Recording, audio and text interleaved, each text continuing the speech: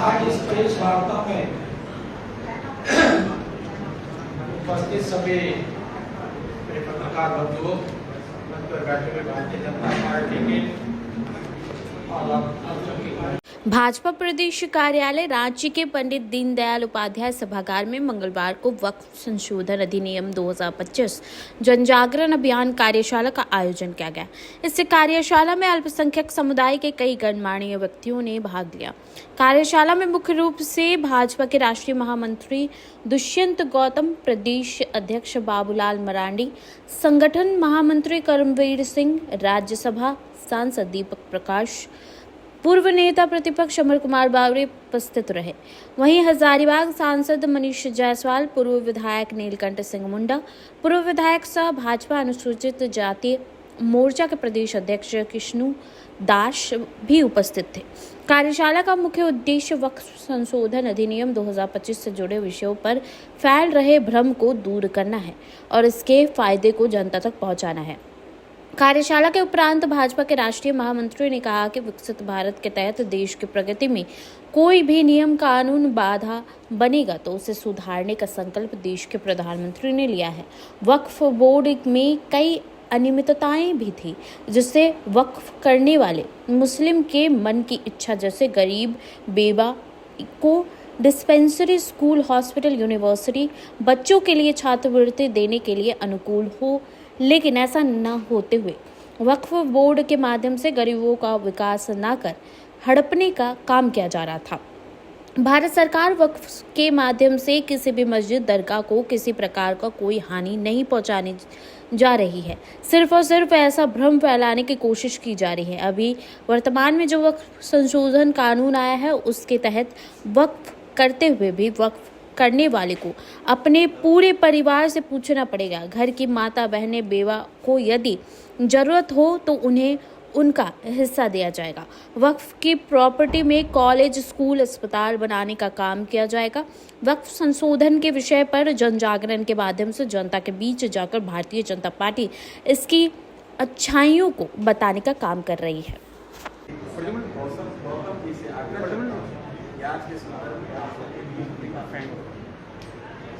आज इस प्रेस वार्ता में उपस्थित सभी पत्रकार बंधुओं, मंच पर बैठे हुए भारतीय जनता पार्टी के और अल्पसंख्यक मोर्चा के पदाधिकारीगण सभी का हार्दिक अभिनंदन।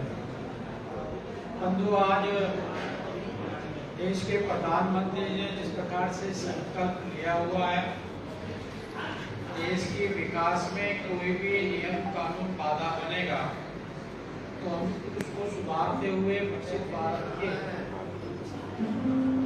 कल्पना के अनुरूप देश को चलाने का काम करेंगे। अनेक चुनौतियां हमारे सामने आई,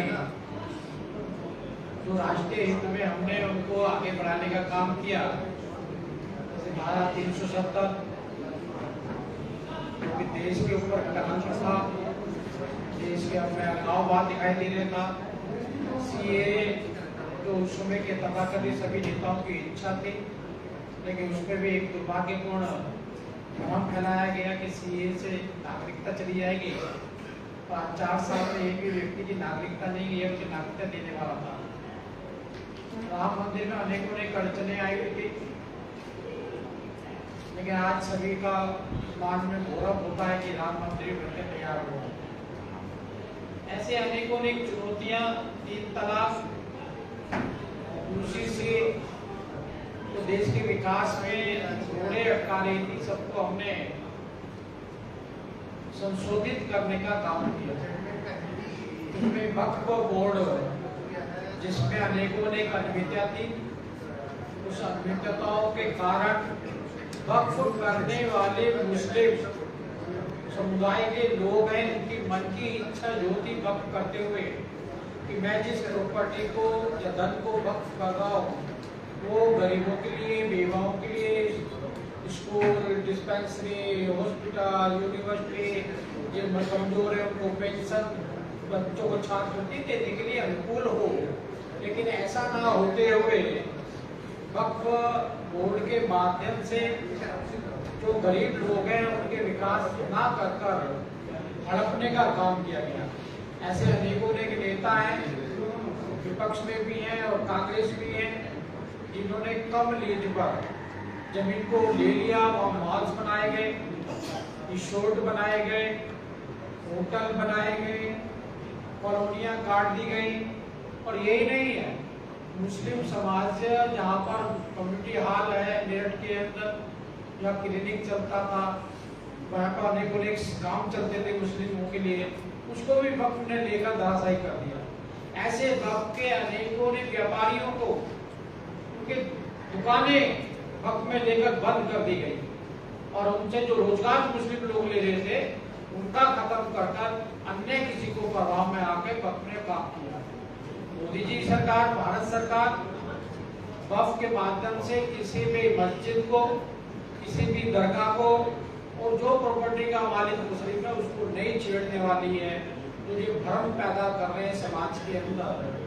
जो जमीन है जिसकी कमाई एक अच्छी होनी चाहिए थी, और मैं मान के चलता हूँ इस पे ईमानदारी से काम किया जाता तो सऊदी अरब से ज्यादा अमीर हमारे देश के मुसलमान होते, लेकिन वो ना कर एक प्रॉपर्टी डीलर की तरह अपने लोगों को लाभ पहुंचाना।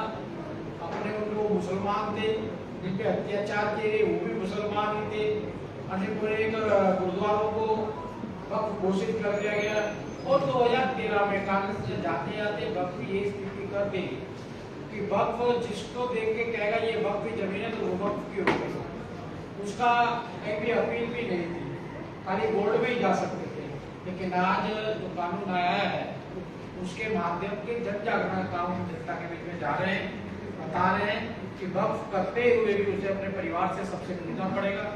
घर में माता है, बहन है, बेवा है, कोई भी अगर उसको मदद की जरूरत है तो उसका हिस्सा दिया जाएगा।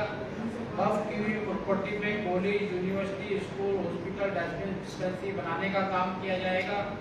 और वक्फ अगर कोई करता है उसको भी 90 दिन का समय दिया जाएगा कि 90 दिन के अंदर अपनी प्रॉपर्टी के बारे में जो भी बताना कहना है वो उससे पूछा जाएगा और वो उसकी सहमति देगा तो वक्फ होगी।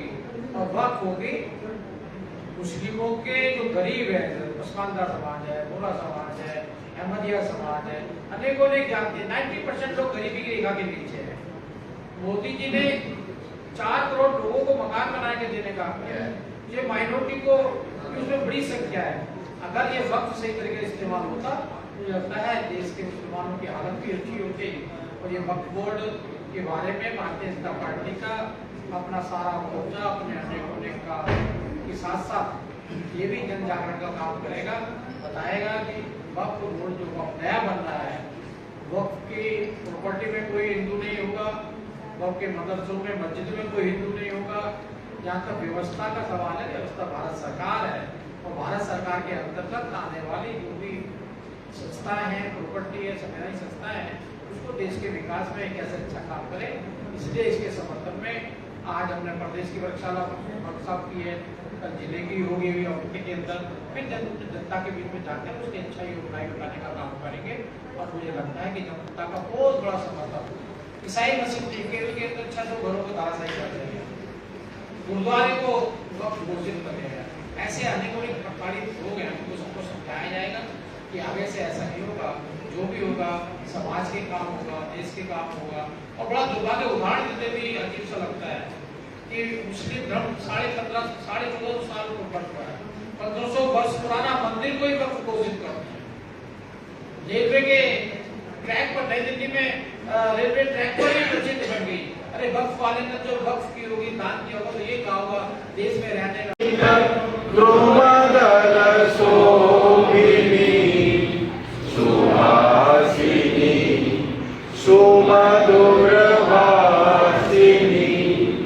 सुखदां वरदां मातरं वन्दे मातरं वन्दे मातरं।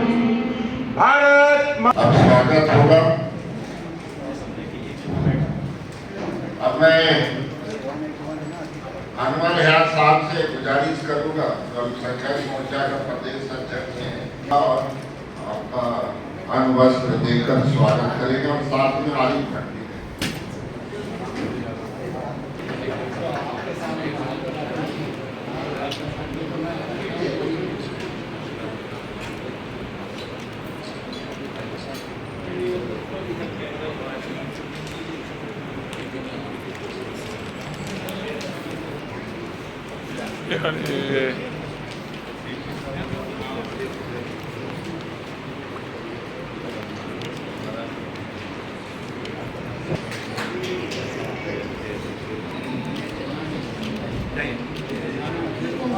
बड़े तो दिया मेरा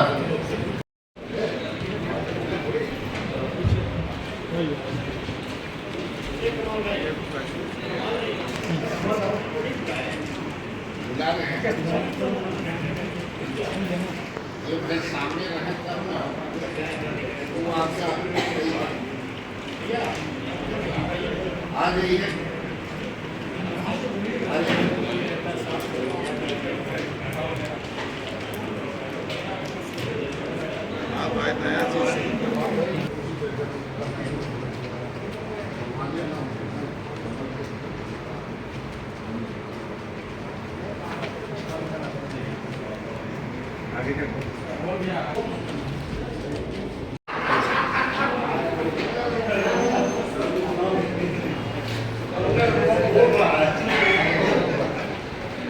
बोल रहा है